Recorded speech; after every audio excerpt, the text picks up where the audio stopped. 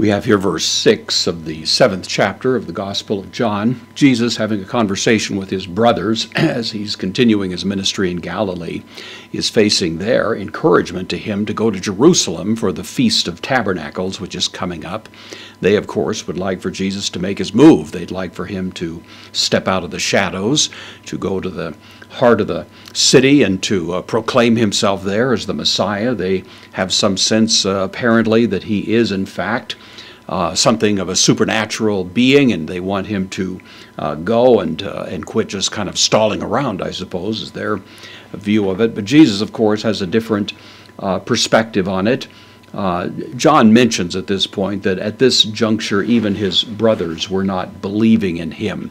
They might have had some distant idea of Jesus' identity, but they really didn't get it. They didn't understand that he had come for a much greater purpose than even the messianic purpose. And so their faith in him was limited and shallow at best, lacked an understanding, and that's why they were putting this pressure on him, the way that you might expect younger brothers to possibly pressure their older brother to do something that's a little bit beyond the normal set of expectations.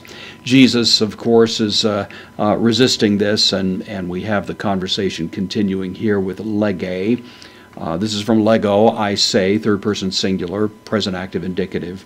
He says, un, postpositive, therefore, autois, to them, dative plural masculine, he says to them, the subject of the verb ho Jesus, so it's Jesus who says this to them, and then the quote ho, the masculine singular nominative article, the kairos, this is the word for time.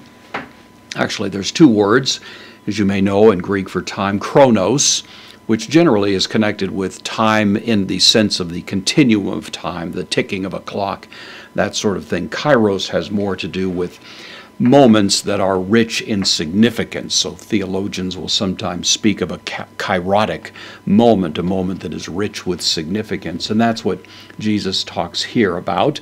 Ho kairos, the time, the amos, this is the emphatic personal possessive pronoun, the time, the of me time, to distinguish it rather emphatically from their time, which he'll refer to as well in a moment. The time, the of me time, upo, this is the adverb, not yet, indeclinable, pariston. This is a verb, it's par a me, in the first person singular. A me, of course, I am. The para prefix on it gives the idea of I am present, I am at hand. That's the idea. This is the third person singular, present active indicative, so pariston. The time, my time, is not at hand. My time is not here yet. This is not my moment.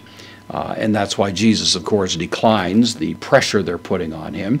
And then in distinction to that, ho, same as here, the article, the, and then da, postpositive, but the kairos, same word, but the time, the humeteros, your time, emphatic, to distinguish it from my time. My time is one way, yours is something quite different. The time, the of you time, pantote, literally all thens, and it, of course, idiomatically comes over as always. Your time, always, esten, it is, third person singular, hetoimos. This is the word that means ready. It's an adjective. In this case, it's masculine singular nominative because it's agreeing as an adjective with kairos. Your time is always ready, a predicate nominative adjective here. Your time's always ready. You're always ready to make a move. You're always ready to sort of go out in public with whatever your interests are. But I have a different agenda. I have a different set of requirements timing-wise. And at this point, it hasn't arrived yet. Jesus will, of course, go to Jerusalem. The kairos will come.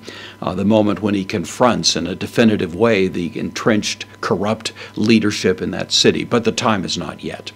And so he rebuffs their request and is going to, at least for the moment, appear to remain behind and not follow the suggestion that they have set before him.